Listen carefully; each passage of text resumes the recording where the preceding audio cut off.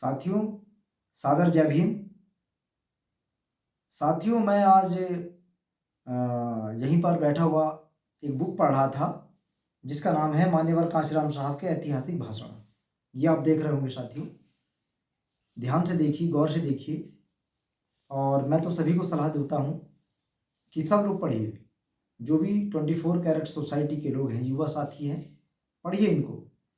साथियों, जो मान्यवर कांशीराम साहब का बामसेफ और DS4 के माध्यम से एक न्यूज़पेपर चलता था, बहुजन संगठक।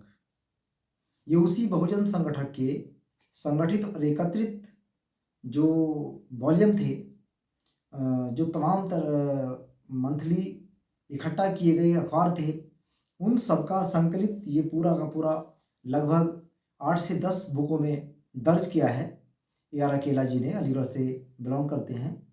तो साथियों, मैं उनका बहुत आभारी हूँ, सम्मान करता हूँ और बहुत बहुत साधुवाद देना चाहता हूँ कि उन्होंने मान्यवर कांशीराम साहब की सोच को, उनके विचारों को इकट्ठा करके, मेहनत करके और जैसे तैसे करके लोगों से सहयोग लेकर के ये सारे का सारा बुक में दर्ज करा दिया।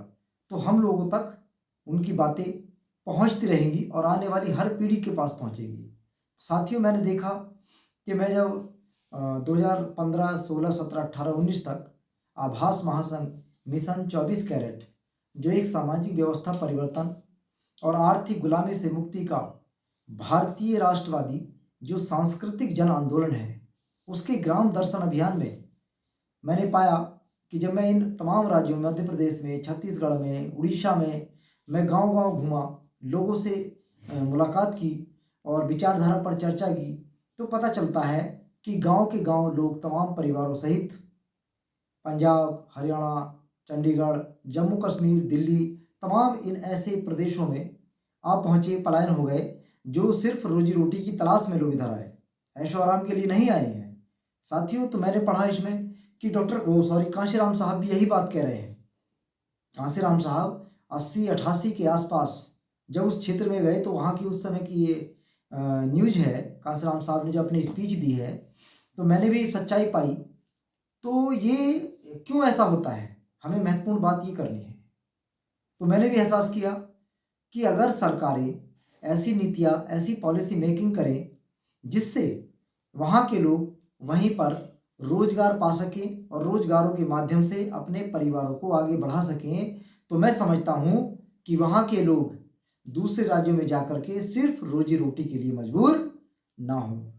इसलिए साथियों, मैंने देखा कि उन राज्यों में, जैसे अभी उड़ीसा है, मध्य प्रदेश है, छत्तीसगढ़ है, झारखंड है, इन तमाम राज्यों में तो इस कदर खनिज संपदा है, तमाम धातुएं पाई जाती हैं, तमाम वन संपदा है, तमाम वन संपदा, अपार वन संपदा है और इसके साथ साथ अपार जो है वहाँ जल संपदा है। तो जहाँ खनिज संसाधन हो, जहाँ पर जल संसाधन हो, जहाँ पर वन संसाधन हो, तो वहाँ पर इतना डेवलपमेंट, इतना रोजगार होना चाहिए था कि बाकी देश के हिस्सों से लोग अपने रोजगार, रोजी रोटी के लिए इन राज्यों पर पहुंचने चाहिए थे, लेकिन ऐसा नहीं हुआ।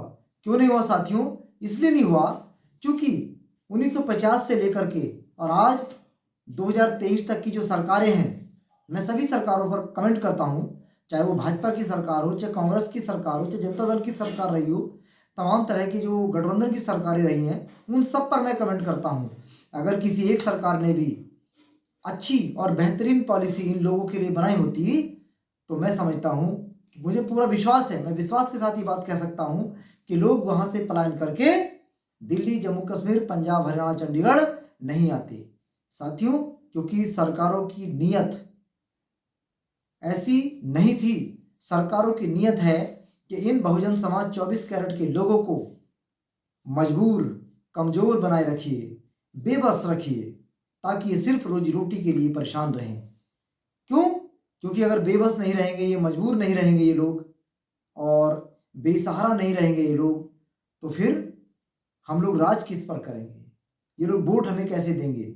इन तमाम गलत नियत से जो भ्रष्ट नीतियों का निर्माण किया इन लोगों ने, देश की सत्ता के लोगों ने, उसका ही परिणाम है जो आज छत्तीसगढ़, मध्य प्रदेश, झारखंड और उड़ीसा के तमाम लोग पलायन करके इधर उत्तर भारत के पंजाब, जम्मू कश्मीर, हरियाणा, दिल्ली, यहाँ पर लोग बेसहारा लोग आकर के यहाँ पर रोजी रोटी कमाते हैं। और इससे परेशानी क्या होती है, इससे नुकसान क्या हुआ? इससे सबसे बड़ा नुकसान देश का ये हुआ कि वहाँ पर जो पलायन करते हैं लोग, उनके बच्चों को प्रॉपर शिक्षा नहीं मिल पाती है। साथियों, प्रॉपर शिक्षा एक पीढ़ी को तो नहीं मिली, जो पहली पीढ़ी थी वो पीढ़ी वहाँ से चल करके इधर आ गई। अब जब वहाँ आ गई तो अपने बच्चों के साथ आ गए, तो वो लोग यहाँ पर आकर के नहीं पढ़ाई कर पाए, तो एक पीढ़ी के साथ साथ अगली पीढ़ी भी वो बर्बादी और तबाही के रास्ते पर पहुंच गई।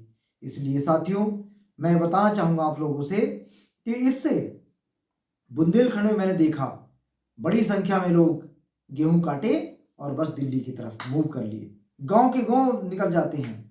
तो साथियों, मैं ये कहना चाहूँगा कि जो ये बुक मैंने पढ़ी है, ये बुक लगभग 8 से 10 पार्ट्स में बनाई गई है। इनको लेकर के आप पढ़िए, और अगर आपको चाहिए तो या तो आप अनंतराव अकेला अलीगढ़ से मंगवा सकते हैं, या फिर जो है मुझे आप बताएं तो मेरा नंबर आप नोट करें 9540886194। लाल सिंह एडवोकेट, राष्ट्रीय अध्यक्ष आभास महासंघ, मिशन 24 कैरेट। साथियों, ऐसे तमाम लोग हैं और मैं चाहता हूं कि ये तमाम लोग जो रोजी रोटी की तलाश में बाहर जाते हैं, उनके हित के लिए हम लोग, आप लोग इकट्ठा होइए, इकट्ठा होकर के इस देश की सत्ता पर काबिज होइए, और काबिज होकर के अपने बहुजन 24 कैरेट समाज के लिए बेहतरीन पॉलिसी निर्माण कीजिए, ताकि इनके आने वाली सैकड़ों पीढ़ियों के लिए रोजी रोटी की तलाश के लिए बाहर ना जाना पड़े। जहाँ पर ये लोग रहते हैं वहीं पर उनके साधन संसाधन रिसोर्सेज जो इनकम के हैं वो तैयार होने चाहिए। साथियों, इसलिए मैं आप लोगों से बताना चाहता हूं कि हमें सारी की सारी संसाधनों को एक हिसाब से लागू करने के लिए सत्ता की आवश्यकता है। आप सत्ता की तरफ आइए और इस काम को हम लोग अपने हजारों सैकड़ों हाथों से कामयाब बनाएंगे। और साथियों, जो इस देश के अंदर 90 करोड़ हेक्टेयर भूमि खाली पड़ी है, उस भूमि को